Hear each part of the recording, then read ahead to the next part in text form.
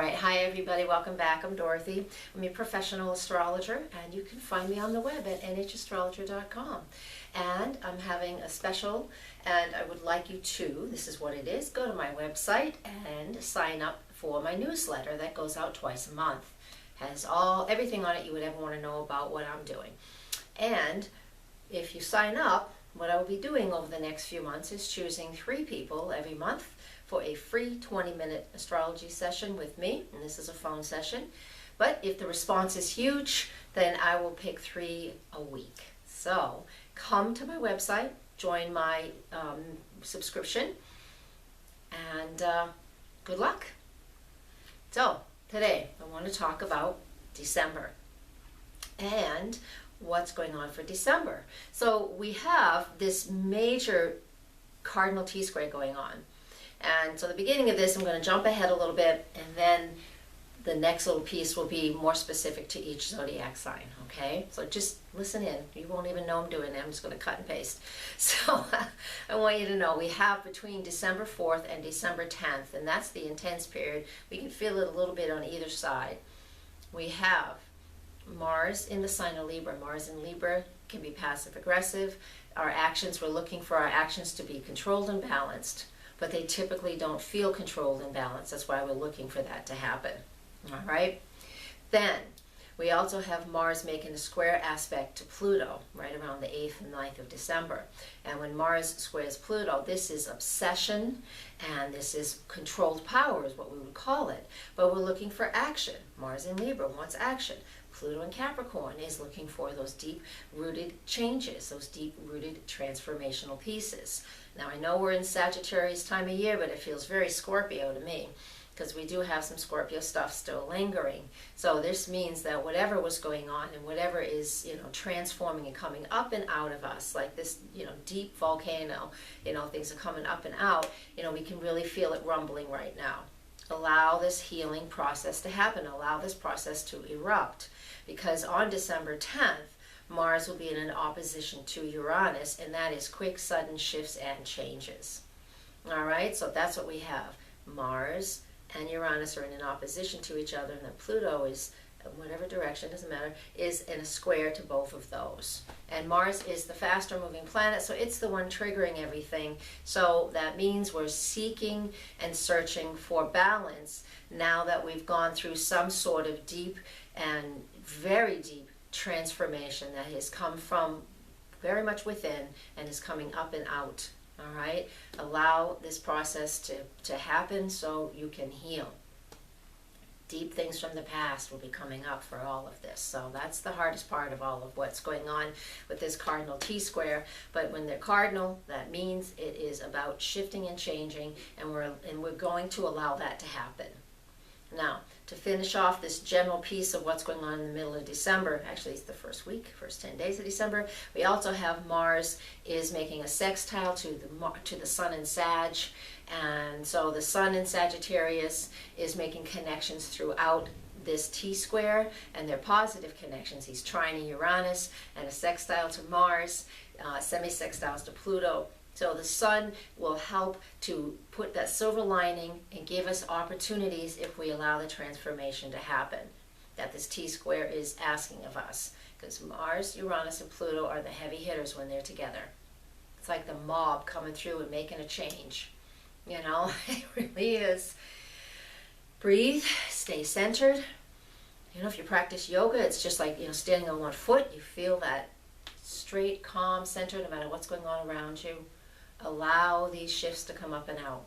All right, I'm going to move on to what's good for each of the signs now. Okay, so Taurus, what we have going on, let's be a little more specific in what's going on in your chart. So I'm going to back up just a little bit. On December 4th, Venus enters the sign of Scorpio. Now it will be in the sign of Scorpio all the way through December 30th, so December 4th to the 30th. When Venus is in the sign of Scorpio, this is how she feels, and these are the things that can sort of manifest in our lives, or at least present themselves to us. And we have very much a lot of loving feelings, strong feelings. We're very passionate in our relationships, but something needs to shift and change. Something needs to transform. That's what Scorpio is about. It's about deep transformation. So whether you're in a relationship, if you are in a relationship, there is something going on within that. Every year we have Venus move through this sign, so we have an opportunity to sort of clear the deck in a way. If something's bothering you and something needs to shift and change between the two of you, this is an opportunity to do it. If you choose not to do that and you're not capable of speaking up, then you're going to feel uncomfortable under the surface for the 3 weeks that it's transiting through that sign. Now, if you're somebody who is not in a relationship, the other side of this is all about, we can focus on our skills and talents. Now, we can do both, don't get me wrong, but some people aren't in relationships. So focusing in on our skills and talents and the things that we're really good at and the things that we value, what we're creative at. And so this needs to transform as well in some way. So if you have something that you call a hobby, something that you love to do that's fun, you can actually transform and change that into a money-making opportunity for yourself and earn a living. Because honestly, if we do what we love, then it's not work, and we should be able to, bring money in like it's not an issue at all. So these are ways that we can use this Venus in the sign of Scorpio. Now, for you, it is in your 7th house.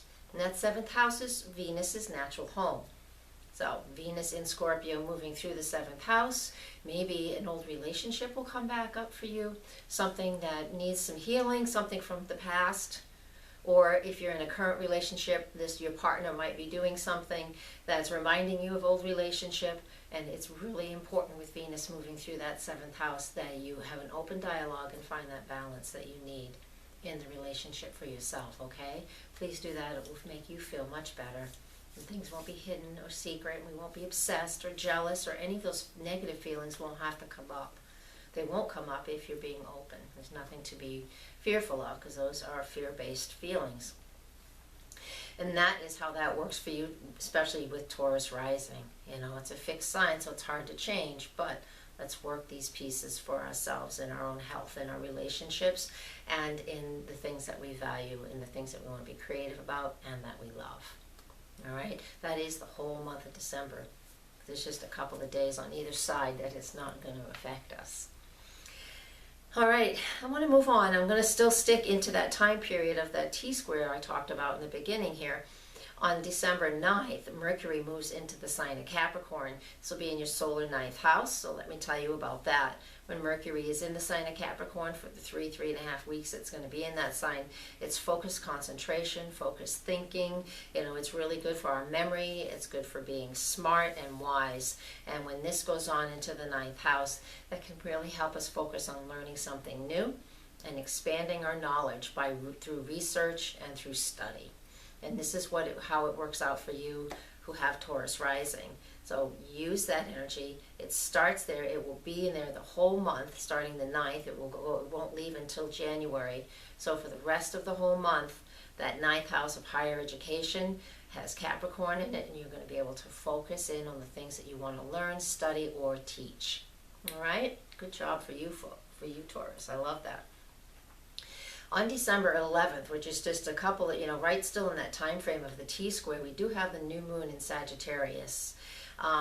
There's always a separate video for the new moons and full moons. You should know that by now. And if you don't, go onto my channel, subscribe, and you will find it, and you'll be notified when the new videos go up. The new moon in Sagittarius is very optimistic, and that's going to be extremely helpful for that T-square that is just starting to release on December 10th. So you'll listen to that later, but in the meantime, just know that that T-square gets a little silver lining because of the new moon in Sagittarius. Up until then, all of the month of December, so far up until this new moon on the 11th, has all been about a waning moon cycle, so it's all about releasing and letting go. And so with the new moon in Sag, very optimistic and expansive. We really have to look forward to that. Next, let's see, December 19th, Mercury, yes, as in Capricorn, makes its annual conjunction to Pluto, and the next day it makes a square to Uranus. Again, this goes on from in your solar ninth house, mostly from the 12th to the 9th when it comes to the Mercury and Uranus. And what goes on with that is that it can help you. It's only 10 days after Mercury moves into Capricorn, so the first 10 days will actually be feeling this energy coming. And again, I'm going to repeat myself in some ways because it's very Scorpio-like, because Pluto is in charge of Scorpio. And that Uranus, that T-square, is getting triggered is what's happening here. And so by Mercury. So it's this very focused thinking, focused concentration. That's what focused thinking is concentration. I know, I'm a geek sometimes. But really put your mind to the projects that are at hand and what you're learning. This is an opportunity with the Mercury conjunct Pluto to feel very powerful and take control. And Uranus, when it makes that square to Uranus on the 20th, it's an opportunity just for us to break free of some old habits, if that happens to be part of what's in our field at this point in time. It doesn't have to be true for everybody, but it can be true for a lot of people. All right, so expanding our awareness and breaking free from old ways of thinking. The 21st is the winter solstice. I was going to say summer, darn it, not in the northern hemisphere. Winter solstice, opportunities for us then, with the waxing moon as well, to really settle into the good things in life and to shake away all those shifts and changes that have been going on for the whole month, all right? On December 25th, that's Christmas, for those of you who celebrate. And we have a full moon in the sign of Cancer, so Christmas Eve and all of Christmas Day. It's just a great day to be home with family. That's in your solar third house, so there's a lot of connecting with siblings for you. So if you have them, you might just see and have a visit with them. That's unexpected. But it really is overall a very nice Christmas holiday for most people, because we really want to get back with home and family and feel nostalgic. If you can't go home, you might even feel nostalgic, so make those phone calls, use Skype, whatever you can to connect with family on that day, because that's what the moon in Cancer is all about. This happens to fall on a very family-oriented holiday. And excuse me, let me leave you with this. On December 31st, New Year's Eve, the moon will conjunct Jupiter at 23 degrees of Virgo. I want you to do this for yourself, if you will. Look back to September 13th or October 13th, because on that day, September 13th, we had an eclipse, a new moon eclipse at 20 Virgo. Jupiter's been working its way back and forth over this point, all right, for a little while. And with Jupiter in that sector and the moon coming to that point, those are sensitive spots in the zodiac field. And so there is something going on New Year's Eve that is very much related to whatever you had going on around September 13th eclipse, or a month later, even 2 months later, and this is now 3 months later. So this eclipse, the energy of eclipses linger. And especially when that area gets triggered by another moving planet through it. So that's what we got going on. So New Year's Eve could be a place where you can just do a lot of releasing and healing. We tend to do that no matter what the lunar cycle is. And, we have this tradition of making New Year's resolutions, so you might just do something that's very powerful for yourself. All right? So that goes on in your solar fifth house. And that is where you're creative and self-expressive and how you want to service others. And that's what I have for you today for Taurus. Thank you very much for listening.